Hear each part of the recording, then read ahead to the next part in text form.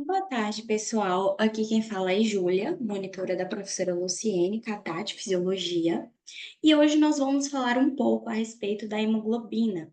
Então, a gente vai abordar sobre a função da hemoglobina, sobre sua síntese e também sobre a sua curva de saturação. Então, pessoal, primeiramente é importante a gente saber que cerca de 97% do oxigênio transportado ali dos pulmões para os tecidos, eles vão ser transportados justamente nessa combinação química com a hemoglobina que está presente ali nas hemácias.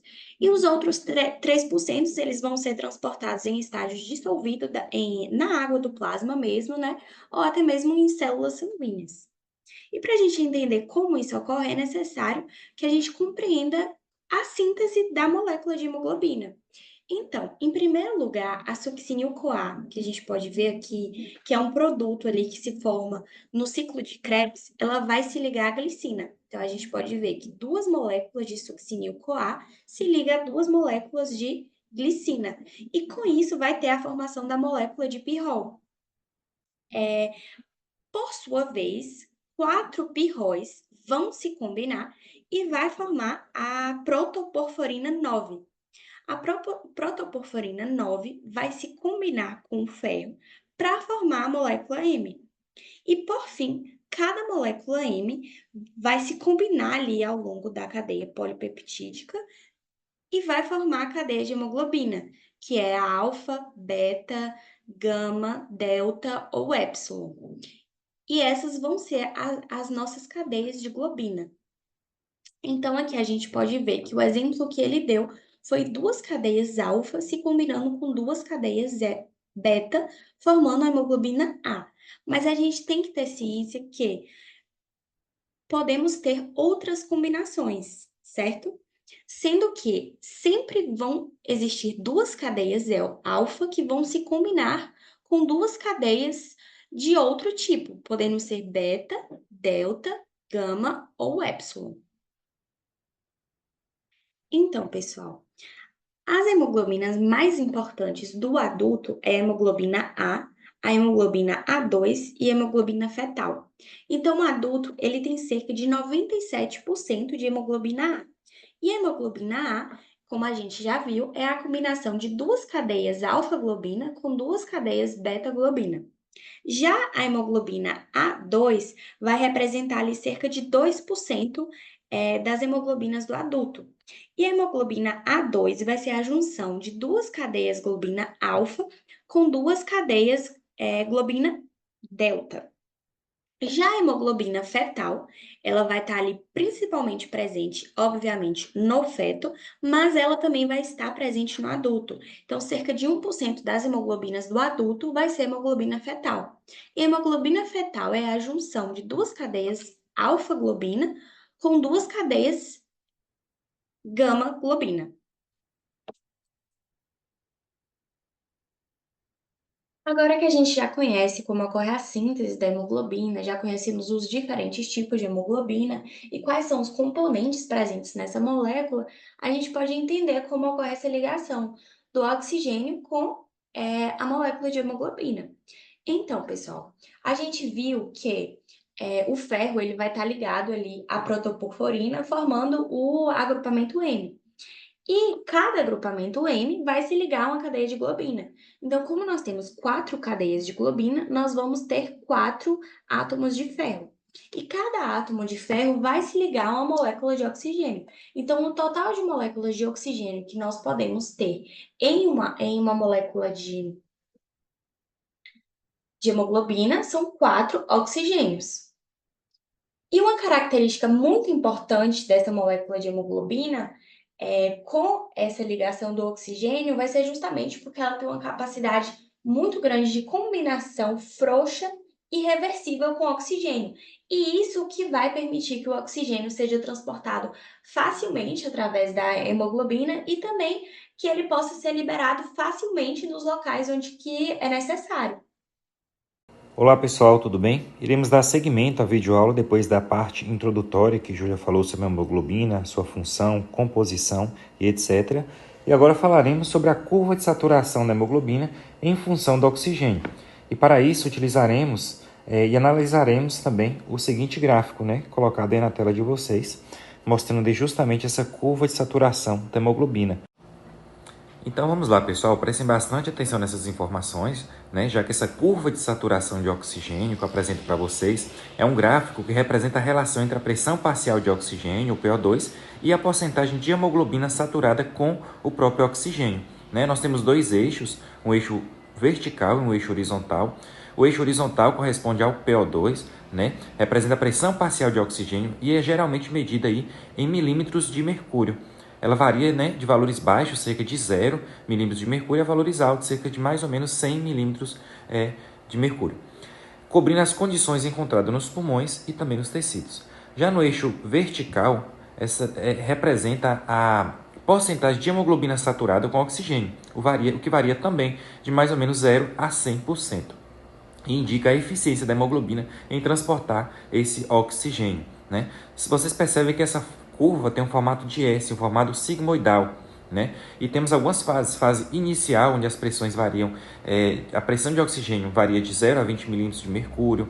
É a fase ascendente, onde essa pressão parcial vai de 20 a 60 milímetros de mercúrio, né? Onde a saturação aumenta rapidamente. Essa região mostra a cooperatividade da hemoglobina, inclusive, onde a ligação de uma molécula de oxigênio facilita a ligação das próximas. E eu vou repetir essa informação para vocês. Até alcançar uma fase de platô, né? A partir de 60 milímetros de mercúrio, a saturação ela se aproxima de 100%, indicando aí que a hemoglobina está praticamente saturada e não consegue lhe dar mais oxigênios. Lógico que esses valores podem sofrer certas interferências, ok? A literatura descreve esses deslocamentos, né, do eixo, desse gráfico aí, como deslocamento para a direita e deslocamento para a esquerda. Então, essa curva pode ser deslocada para a direita ou para a esquerda em resposta a diferentes condições aí fisiológicas, né? Quando ocorre esse deslocamento para a direita, significa que a hemoglobina tem menor afinidade pelo oxigênio, facilitando assim a liberação nos tecidos. Pode ocorrer em condições como aumento de CO2, diminuição do pH, que é a acidose, aumento da temperatura, né? E também o deslocamento para a esquerda, onde indica maior afinidade da hemoglobina pelo próprio oxigênio e dificulta a sua liberação. Pode ocorrer em condições de hipocapnia, por exemplo, aumento do pH, alcalose ou até a diminuição da nossa temperatura. Então esse gráfico, pessoal, ele é essencial para entender como a hemoglobina transporta o oxigênio e se adapta a diferentes condições fisiológicas, refletindo assim a dinâmica, né, de oxigenação pelo nosso corpo e a eficiência do nosso sistema respiratório.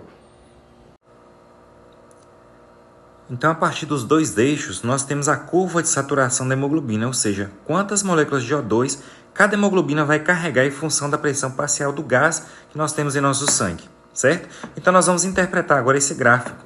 Se eu tiver a pressão parcial em 0, como vocês estão observando, teremos 0 moléculas de oxigênio. Vamos marcar aqui.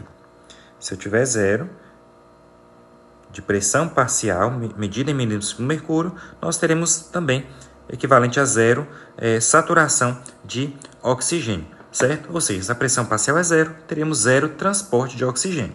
Observe então que quando a pressão parcial, essa pressão se aproxima de 20, nós temos aqui amarelo,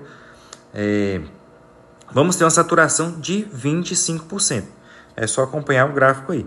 Então, no momento que esse gráfico se aproxima, que essa curva ela começa a ser feita nessa curva em formato de S, uma curva sigmoide, nós temos aqui então o valor de 20%, 20 milímetros de mercúrio, onde equivale a 20% de saturação de oxigênio. O que quer dizer uma saturação de 25%?